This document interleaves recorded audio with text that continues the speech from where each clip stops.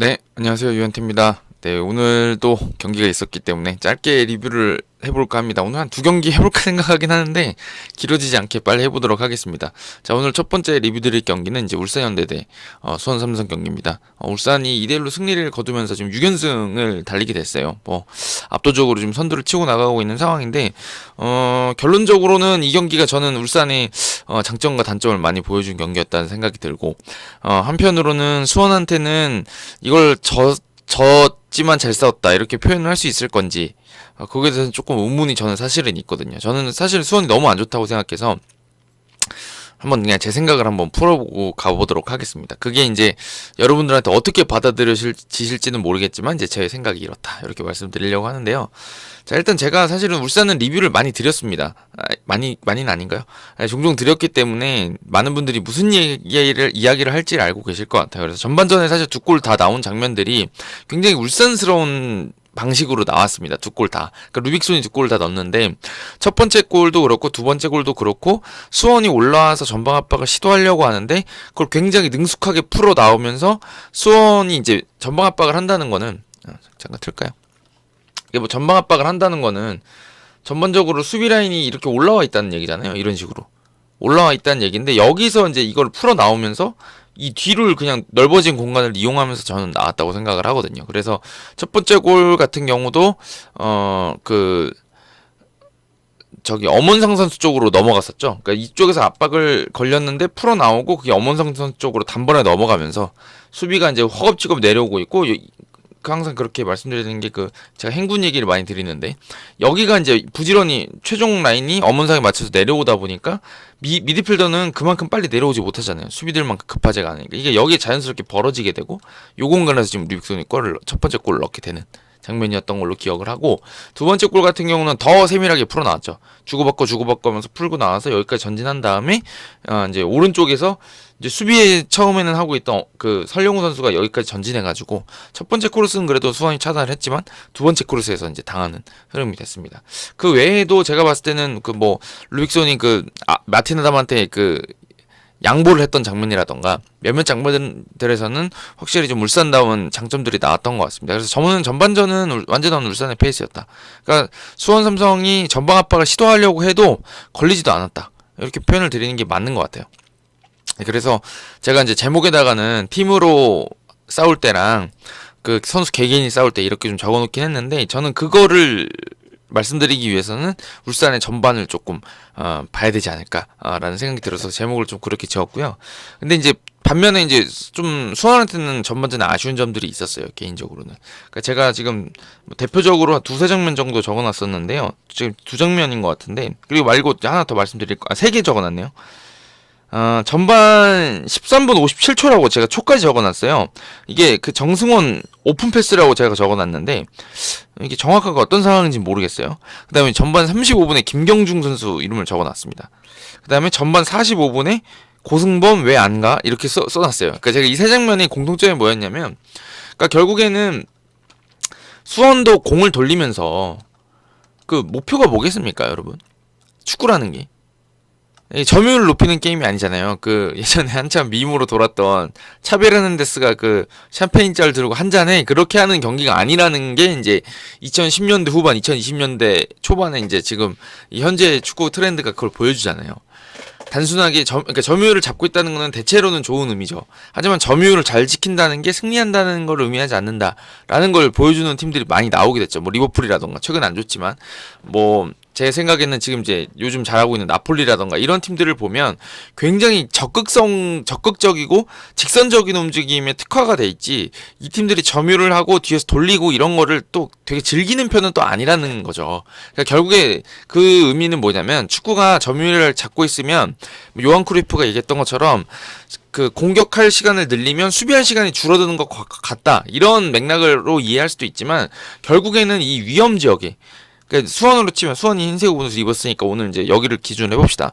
그러면 이 위치 가장 남들이 까다로워하고 위험한 위치, 골이 나올 수 있는 위치에서 공을 돌게 만들어야 되고 여기에 진입하는 거를 가장 중요하게 생각해야 되는 게 또한 지금 축구의 트렌드란 말이죠. 사실은. 근데 여기에 들어가는 게 쉬우냐? 이게 쉽지 않다. 왜 쉽지 않다? 이게 자꾸 이제 제가 외국 감독들 얘기해서 그렇지만 뭐 저기 그 사사리 세우는 거 좋아하는 그 아저씨 있잖아요. 디에고 시메오네라고. 아니면 이제 우리나라다가 이제 국가대표팀에서 많이 접했던 그 케이로스라던가 이런 지도자들이 하는 게 여기를 이제 4-4-2로 세워놔가지고 여기 블록 형성한 다음에 여기 자체에 들어오는 거 자체를 제어하는 걸 되게 좋아하는 축구가 또 있었잖아요. 흐름적으로. 그러다 보니까 지금도 이제 촘촘하게 수비 세우는 거는 다들 잘해요. 그러니까 이 하위권 팀들일수록 촘촘하게 수비하는 걸 더 잘해요. 그런 팀들 어떻게 하냐면 그냥 아예 촘촘하게 못 쓸 것 같으면 3백 세워버리죠. 예, 5명으로 늘려버리잖아요. 공격을 하나 줄이더라도. 그 다음에 역습하지 뭐 이런 생각이란 말이죠. 근데 이제 여기에 들어와야 되는데 이게 힘들어졌다 라는 얘기예요 사실은. 그죠? 근데 그럼 여기를 뚫으려면 어떻게 된다? 제가 항상 강조하는 게 하프 스페이스를 공략해야 된다는 겁니다. 왜냐면 이 바깥에 그러니까 다 넣어볼까요? 여기를 웅크리고 있는 상대를 여기서 공략해가지고는 이제 그게 효과가 없다는 거예요 사실은. 왜냐면 여기가 좁은 상태니까 이 가운데 들어오는 건 너무 뻑뻑하고 그러면 이 바깥에서 크로스만 올리는 거로는 이게 또 한계가 있다. 왜냐면 여기가 선수들이 좁혀서 가지고 수비수들이 이렇게 좁혀서 있는데 여기에 크로스를 넣는다 그래가지고 그 확률을 높은 공격을 하기가 쉽지가 않다 라는 거고, 떨어졌을 때 결국에는 이렇게 촘촘하게 수비들이 서 있을 수밖에 없으니까 여기서 이제 공 따낼 확률이 수비가 더 높겠죠. 근데 이제 그 의미는 공을 빼앗기면은 역습을 당할 거다 라는 걸 의미하기 때문에 이제는 세밀한 공격들을 좀 해야 된다는 그런 얘기들이 나오는 거죠. 근데 이걸 어떻게 공략을 해야 되냐면 여기 이렇게 공을 잡으면 이 선수가 결국에 크로스가 까다롭긴 까다로우니까 한 발이라도 두 발이라도 나온다. 여기를 잡으러. 예, 아예 안 나올 수는 없다. 왜냐면 여기 또 드리블을 이렇게 치고 들어가는 거를 속도를 붙이게 두는 것도 말이 안 되기 때문에 공이 예쁘게 들어가면 잡으러 나온다. 근데 그때는 이 둘 사이가 벌어진다. 이게 하프 스페이스라고 제가 계속 자주 말씀드리는 거잖아요 사실은. 예. 근데 여기에 그래서 순간적으로 공 잡았을 때 벌어지고 나면 이때 뛰어 들어가야 된다. 그래야지 공이 이렇게 들어가고 얘가 딸려 나오면서 그 다음에 이 공간이 아까 제가 그 처음에 그림 그렸던 위협적인 공간이라고 했더니 이 공간이 열리게 된다. 이 개념을 가지고 하프 스페이스 공략하는 거를 맨시티든 뭐 리버풀이든 어느 팀이든 이거를 지금 다 쓰고 있는 거잖아요. 현대 축구의 흐름에서. 근데 지금 수원의 가장 큰 문제는 여기를 뛰어 들어가는 선수가 없다는 거를 제가 설명드리기 위해서 정승호 오픈패스, 김경중, 고승범 외양가를 다 써놓은 거죠. 그러니까 정승훈 선수도 오른쪽 풀백으로 처음에 전반전에 나왔잖아요. 그때도 그렇고 김경준 선수도 윙으로 나왔는데 여기 공을 딱 예쁘게 공을 잡고 벌어져도 여기를 가는 선수가 아무도 없어요. 그래서 이게 사실은 제가 제목에 써놓은 것처럼 팀으로 싸우려고 그러면 이렇게 해야 돼요. 그러니까 여기를 들어가야 되는 게 팀으로 싸우는 팀인 겁니다. 왜냐면 여기서 1대1을 계속 시도하는 거는 개인으로 싸우는 것밖에 안 돼요. 너가 그 개인으로 개인을 뚫고 나와 라는 거고, 이게 더 어떻게 보면 나쁜 이야기가 전 나쁜 축구라고 생각하는데, 이게 뭐냐면 이게 벌어졌을 때 들어가면은 이 선수가 순간적으로 벌어져 있으니까 여기 그러니까 지금 벌어진 이 공간을 쓸 수가 있게 되겠지만, 공이 예쁘게 처음에 들어가더라도 예를 들면은 뭐 이쪽에서 방향 전환을 한 번에 단번에 잘 넘겼다고 칩시다. 공을 딱 잡았어요. 그러면 이 선수가 제일 빨리 나오겠죠. 그 다음에 이제 이 선수가 그 뒤를 이어서 나올 텐데, 이게 결국에는 시간을 주면 드리블을 바로바로 시도를 못하고 좀 칠까 말까 한두 번 이제 고민하는 순간에는 이게 다 일로 이동한단 말이에요. 이렇게. 그럼 어떻게 돼요? 이 선수는 여기를 그 개인으로 여기 지금 팀으로 협력 수비하는 선수를 혼자 뚫고 나와야 되는 상황이 되는 거죠. 그러니까 이때는 개인 대 개인 싸움도 아니고 나 개인으로서 팀을 뚫으려고 하는 것밖에 안 돼요. 근데 이거 메시 정도나 돼야 하는 거지 이걸 할 수 있는 선수가 거의 없단 말이죠. 그러니까 제가 드리고 싶은 말씀은 수원 삼성도 팀으로 공격을 해야 된다는 거예요. 상대가 수비를 촘촘하게 하니까. 그러니까 그게 아까 제가 지금 방금 전에 설명드렸던 것처럼 가장 쉽게 보여줄 수 있는 방법들이 뭐 이런 거예요. 미드필더에서 뭐 이종성 선수도 뭐 롱킥을 그 오픈 패스를 할 줄 아는 선수가 하니까 고승범 선수도 킥이 좋고, 예를 들면 뭐 이쪽에서 공격 전개를 이렇게 돌리다가 이쪽으로 딱 나왔을 때 여기서 단번에 그러니까 그 이쪽에서 공을 돌렸다 그러면 수비가 대체로 이쪽으로 많이 가 있겠죠. 그럼 이런 상태에서 공을 잡아서 여기서 단번에 넘겨주는 패스가 들어가면 이제 호다닥 전부 다 이쪽으로 이동을 할 텐데, 이 선수가 제일 빨리 나갈 거고 그 뒤를 쫓아갈 거고 여기가 벌어질 거 아닙니까? 그때 이제 이 선수가 딸려 들어가면서 얘를 또 데리고 가줄 수 있게 해야지 공 넣고 나면 할 게 많아져요. 이 선수가 뭐 일로 이동할 수도 있는 거고, 이 선수가 올 수도 있는 거고, 뭐 여기 따라 들어오는 이 선수한테도 이제 여기를 이렇게 따라갈 테니까 이쪽에 컷백을 더 꺾어주면 이게 중거리 슛이 나오기도 하는 거고, 여러 가지 찬스를 만들 수가 있는데 이 공격들이 거의 안 되고 있습니다. 사실은 지금 그 수원 쪽에서는 전반전에 특히나. 그래서 제가 그게 아쉬워가지고 많이 적어놨던 거죠.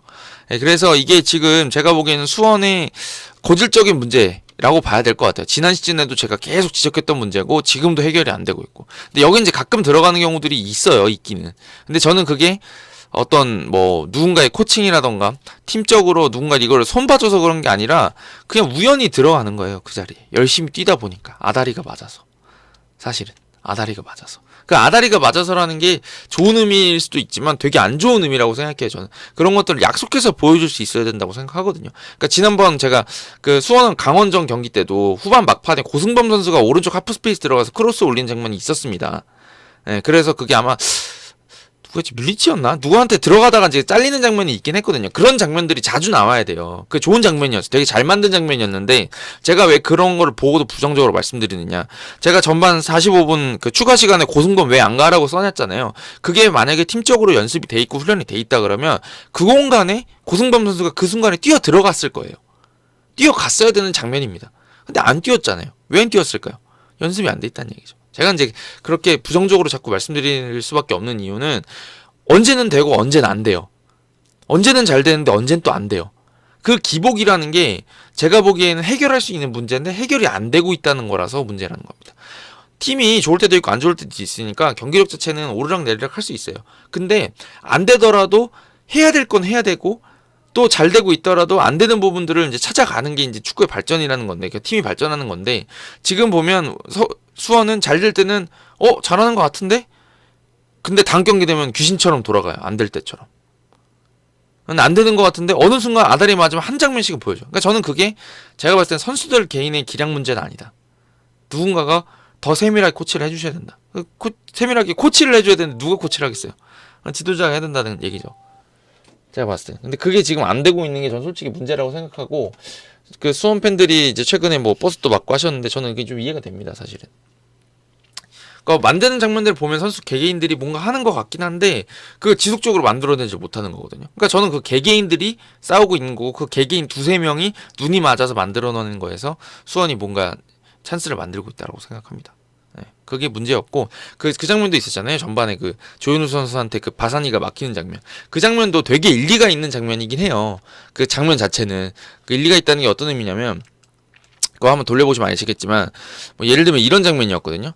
여기 있던 그 안병준 선수가 공을 받으러 내려오면서 이 후방에 공이 있었는데 여기를 이제 따라 들어오고 그러니까 안병준이 받으러 내려오니까 정승현 선수가 일로 이거를 바짝 붙어가지고 못 돌게 하려고 이제 내려오는 장면이었고 여기를 이제 바사니가 돌아 들어간 장면이었거든요.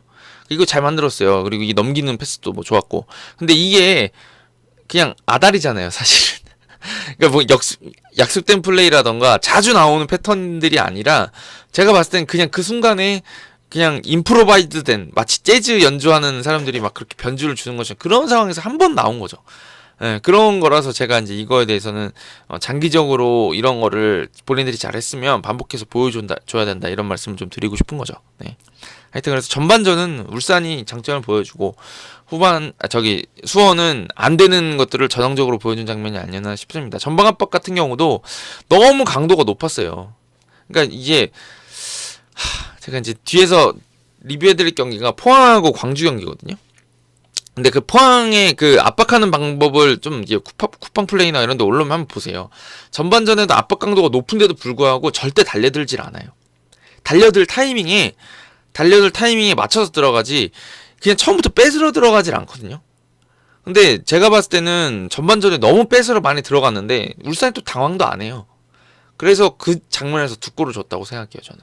그 압박을 시도하다가 탈압박이 돼버리니까. 그러니까 그게 탈압박해서 거기서 뭐 공을 뺏어서 역습하겠다는 생각도 좋지만 그 압박을 시도하다가 뚫려가지고 뒤를 자꾸 준다 그러면 그것도 또한 문제잖아요. 그러니까 이 밸런스가 맞느냐에 대해서도 한번 다시 저는 고민해볼 필요가 있다 이렇게 생각은 하고 있습니다, 사실은.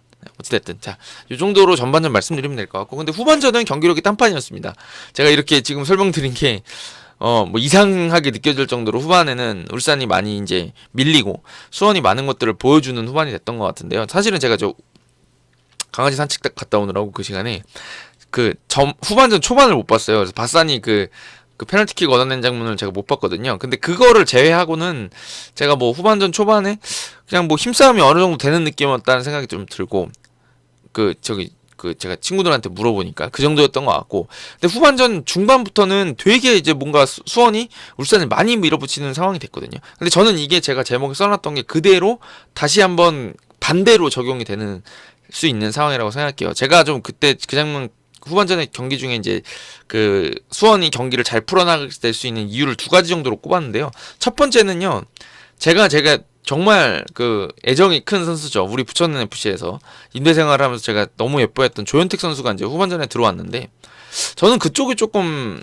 교체가 잘못됐던 것 같아요. 그러니까 조현택 선수의 어떤 개인 기량, 아까 말했던 그 개인의 문제가 좀 있었던 것 같습니다. 조현택 선수가 이제 아시다시피 뭐 K리그2 보시는 분들 아시다시피 공격력이 굉장히 좋은 선수고 잘 뜁니다. 잘 뛰는 선수인데, 부천 FC는 사실은 3백을 주로 섭니다. 그러니까 전형적으로는 어떤 포백에서의 풀백 임무보다도 윙백 노릇을 많이 했거든요. 그러니까 본인 뒤에는 누군가가 늘 이제 도와주는 선수들이 한 명이 더 있다는 얘기고, 그다음에 공격적으로 이제 올라가서 이런 것처럼 많이 해줬었는데, 오늘 사실 보시면은 대체로 찬스가 조현택 선수 쪽에서 엄청 많이 나왔어요. 그러니까 김경중 선수 제어가 거의 안 됐다. 그게 좀 문제였던 것 같아요. 안 그래도 이제 흐름이 좋지 않은 상황이었는데, 김경중 선수 쪽에서 크로스가 계속 올라오고 돌파를 계속 당하다 보니까 그쪽에서 올라오는 크로스가 이제 뮬리치한테 연결되면 뭐 뮬리치가 헤딩을 잘 못해요. 예, 근데 어찌됐든 덩치가 크고 등지는 플레이라던가 발기술이 좀 있다 보니까 이 페널티 박스 안에 들어와서 결국엔 뭔가 지지고 볶아지고 밀리치 쪽에서 밀고 당기고 하는 것들이 벌어지는 것 자체가 울산한테는 문제였던 거죠. 그러니까 설령호 선수 같은 경우는 그 거리 조절이 상당히 좋아서 붙어야 될 때 말아야 될 때를 되게 잘 재주는 것 같거든요. 근데 조현택 선수 같은 경우는 제가 보기에는 오늘 좀 여유를 너무 많이 줬습니다.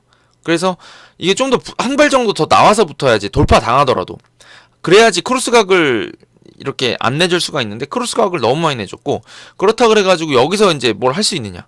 그러니까 본인이 아예 확 붙어서 쫓아가는 그 형국도 아니고 거리를 두고 막다 보니까 뭐 올리는 척하면은 반응할 수밖에 없잖아요. 그러니까 이때 접고 들어오면 또 당하는 것 같은 형국이 많이 됐거든요. 그러니까 제가 보기에 조현택 선수의 그 개인적인 수비력, 1대1 수비력, 그 거리 조절 능력, 이게 좀 사실은 어렵죠.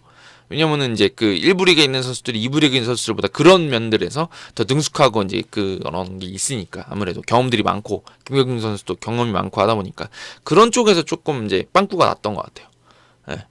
그 빵꾸가 거기서 벌어졌던 것 같고, 그래서 생각해보면 뭐 김보경 선수가 그 슈팅같이 올려줘가지고 반대편으로 됐던 거라던가, 뭐 그 대각으로 넘겨주는 패스들이 계속 들어갔던 쪽이 이제 조현택 선수 쪽이 좀 많았죠. 네. 그래서 제가 보기에는 그 이명재라던가 설령우라던가 김태현 선수에 비해서 조현택 선수가 저는 뭐 잠재력은 충분하다고 생각하지만 그런 수비력 쪽에서는 확실히 보완할 점이 있었던 게 아닌가. 근데 이제 수원의 그 공세가 거세지는 타이밍에 조현택 선수가 그걸 잘 대처를 못했다. 이런 얘기를 좀 하나 드리고 싶습니다. 사실은. 네. 그쪽이 좀 무너지게 되는 게 아니었나라는 생각이 좀 아쉬웠어요. 네. 하지만 이제 잘 해나갈 거라고 믿습니다. 공격할 때 이제 그 보여줬던 장점들이 있기 때문에 수비적인 것만 보완하면 진짜 좋은 풀백이 될 거라고 생각하고 응원하고 있는데 더 잘해줬으면 좋겠어요. 오랜만에 봐서 너무 반가웠는데 그쪽에서 너무 많이 내주는 것 같다는 생각이 좀 들었고, 그러니까 명시적인 실수는 안 했어요.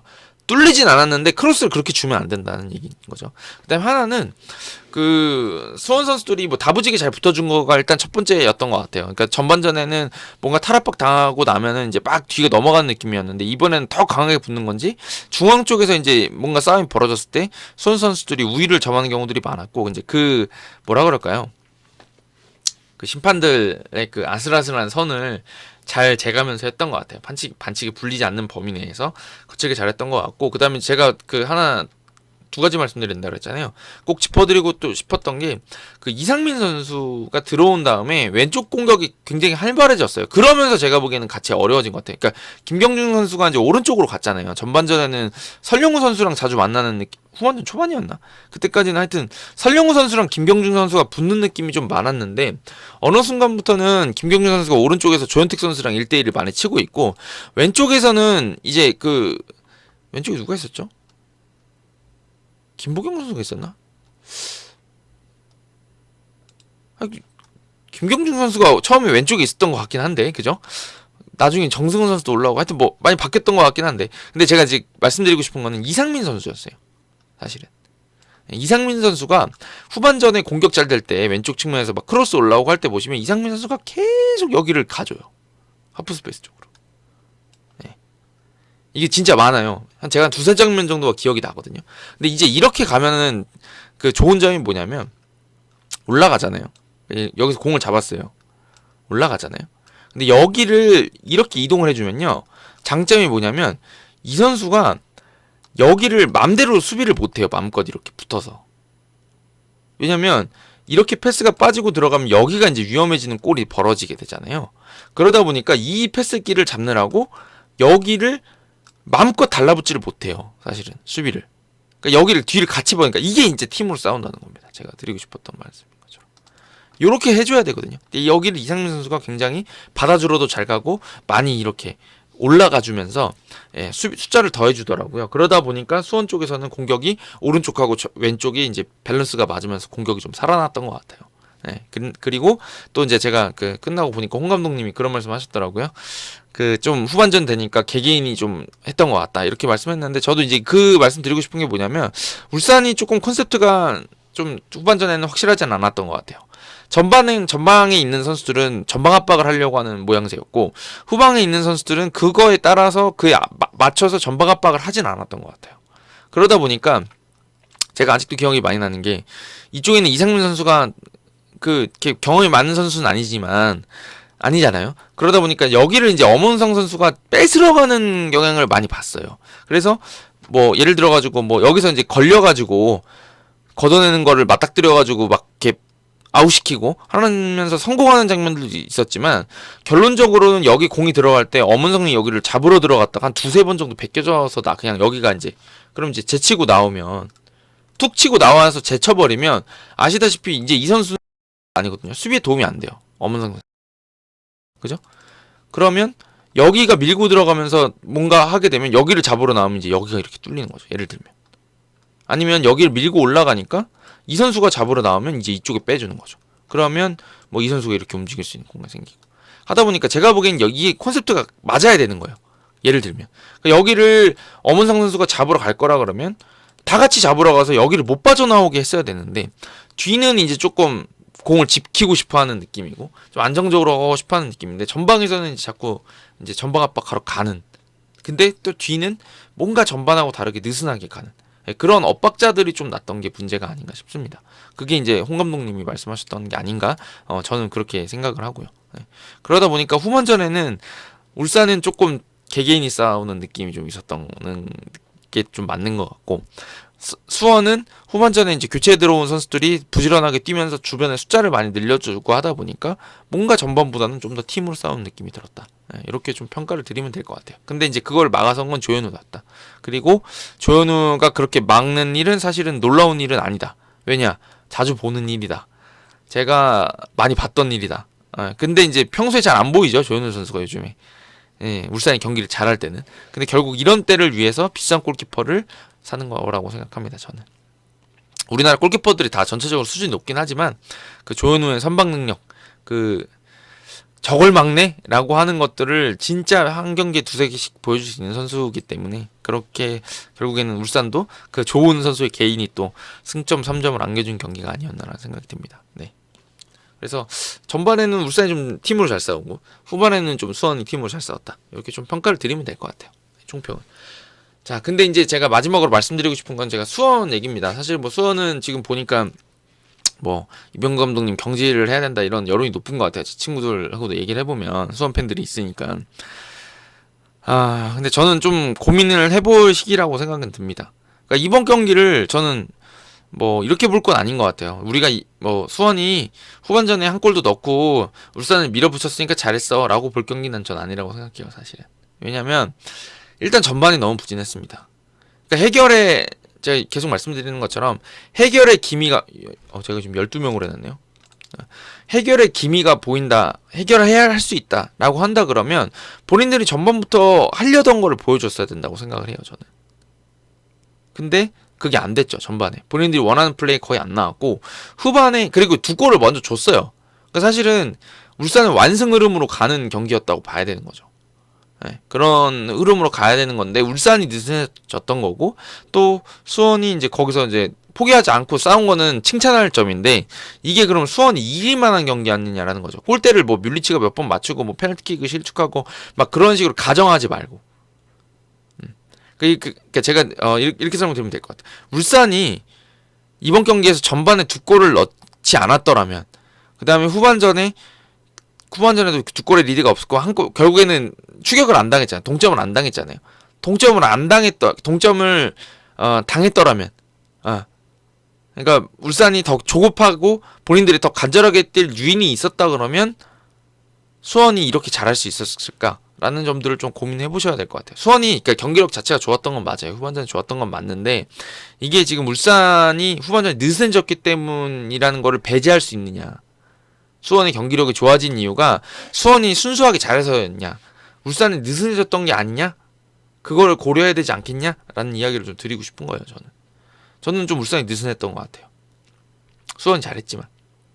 그러면 이게 수원이 다음 경기를 만나면 과연 이제 문제를 해결하고 나올 수 있겠느냐, 그거를 장기적으로 봐야 된다는 거죠. 사실은 울산은 또 수원이 상대하기엔 나쁘지 않은 유형의 팀입니다. 사실은 수원이 그래도 전방 압박하는 거나 잘 뛰는 거나 이런 것들은 장점이 있는 팀이기 때문에, 그래도 내려선 팀들보다는 맞불을 놔주거나 공격하는 팀 상대로 좀 낫잖아요, 경기력 자체가. 근데 이번 경기에서 전반에 2골 먹고 뭐 사실은 위기를 맞았던 팀이었던 거를 생각해보면, 이게 다음 경기들에서 또 내려서고 막 바짝 내려서는 팀들 상대로 수원이 또 답을 보여줄 수 있느냐, 그게 좀 문제인 거죠 사실은 저는. 네, 그래서 다음 라운드가 슈퍼매치인가요? 찾아봐야 되겠다. 봅시다 한번. 잠깐만.